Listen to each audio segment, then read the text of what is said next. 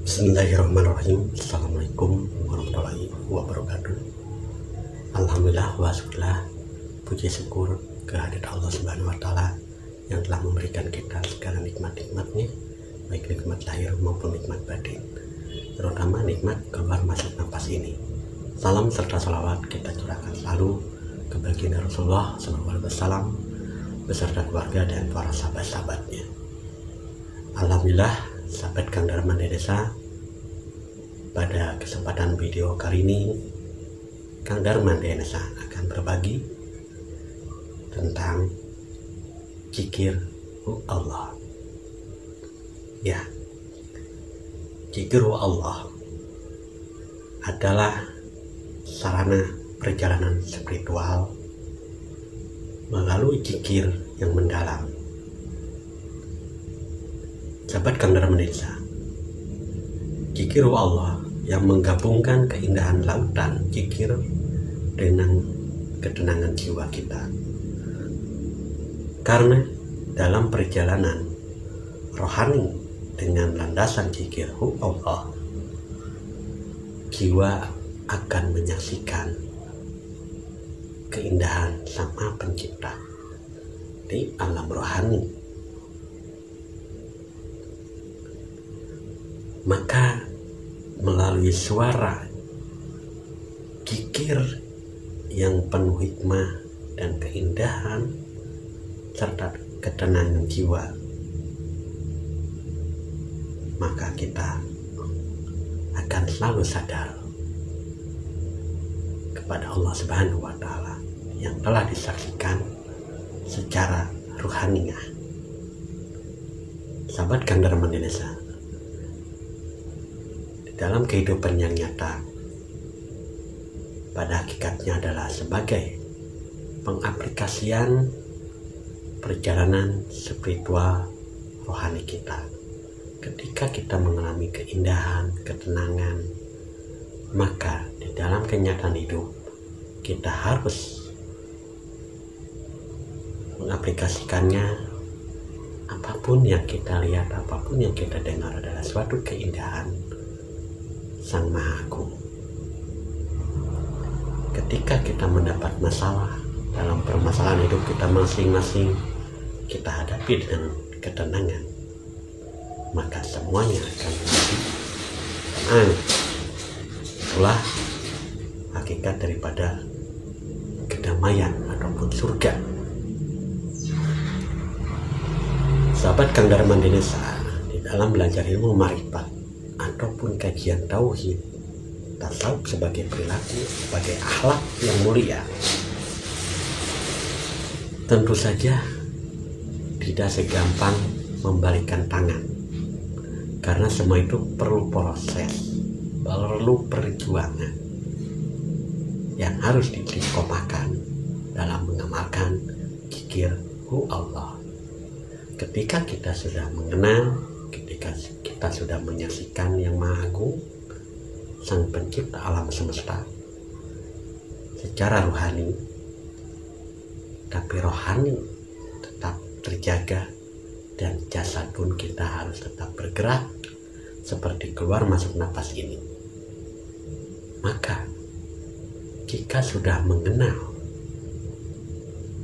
Sang Maha Pencipta, tidak akan mencari-cari lagi. Pada hakikatnya Allah Subhanahu wa taala itu ada dan nyata, wujud dan qadim. Apa yang harus dicari? Kalau kita ingin menyaksikan nyatanya Allah Subhanahu wa taala, maka dengan kesadaran yang tinggi, robalah mindset atau pola pikir kita bahwa yang dilihat itu jangan pernah melihat makhluk. Kalau nggak diciptakan, berarti tidak ada yang menciptakan. Karena tercipta, berarti ada yang mencipta. Nah, itulah makhluk sifatnya. Tapi kita ingin melihat Allah yang nyata, coba hilangkan sifat. Yang ada adalah wujud yang nyata. Qadim tidak ada bilangan, baik teman kita, keluarga, sahabat, anak, istri, pada hakikatnya itulah wujud Allah. Sahabat Gandarman Insa, kalau kita hanya menggeluti teori atau kajian marifat sehingga kita hanya mendapat suatu keegoan diri karena itu adalah paham atau ilmu ini akan menghijab kita untuk melihat Allah yang nyata. Kalau hanya di mulut saja, ketika kita punya ilmu berarti kita harus mempraktekannya dengan nyata, yaitu dengan akhlak. Nah, berlakulah sebagai manusia yang mulia di muka bumi ini, karena Allah lah yang mulia, dan makhluk ini adalah tajali apa Allah, perbuatan Allah yang tercermin kepada akhlak yang kita berbuat baik terhadap sesama, saling menolong terhadap sesama, keluarga, anak, istri.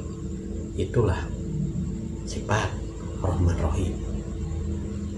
Namun ketika kita amalkan, kita kerjakan, itulah wujud daripada kenyataan Allah yang bergerak.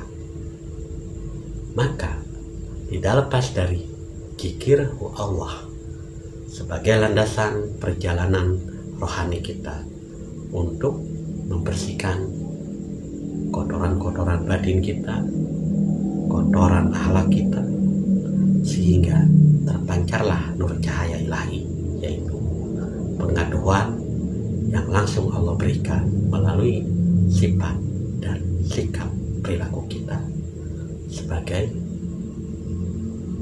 wakil Allah di muka bumi secara bahasa. Namun secara hakikat Allah juga yang bergerak, Allah juga yang melakukan. Itulah apa? Ketika kita sudah menyaksikan Allah secara rohani dengan perjalanan zikir Allah, maka akan mengalami suatu kosong atau sungu.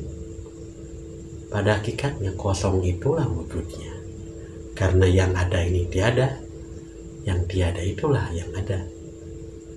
Karena semuanya itu tiada, yang ada itu adalah Qadim, satu, wujud Allah.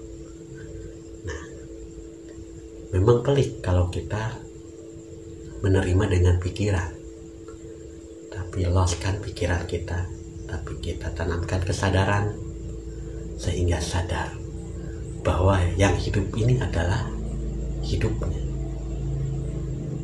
Kemana manusianya? Manusia ini wadah. Maka apapun yang dilakukan oleh Allah kepada jasad ini, kita harus terima dengan ikhlas. Tidak boleh melawan, tidak boleh mengomentarinya. Maka itulah yang disebut dengan ma'rifatullah, mengenal Allah. Ketika selalu istiqomah dalam mengamalkan zikir Allah, tapi zikir Allah di sini ketika kita masuk ke dalam perjalanan rohani, secara rohaniah, kalau masih dilapatkan, nanti akan mengalami suatu peristiwa yang akan diperlihatkan oleh Allah. Bagaimana cara agar senantiasa tenang dalam perjalanan? Kita ikuti, kita sadari keluar masuk napas ini. Sebenarnya napas sudah menyebut sendiri. Tinggal kita mengikuti dan menyadari serta merasakan. Cukup sekian apa yang pribadi sampaikan saat ini. Semoga bermanfaat dan memotivasi kita untuk selalu mendekatkan diri kepada Sang Maha Pencipta. Akhirul kalam, wassalamualaikum warahmatullahi wabarakatuh.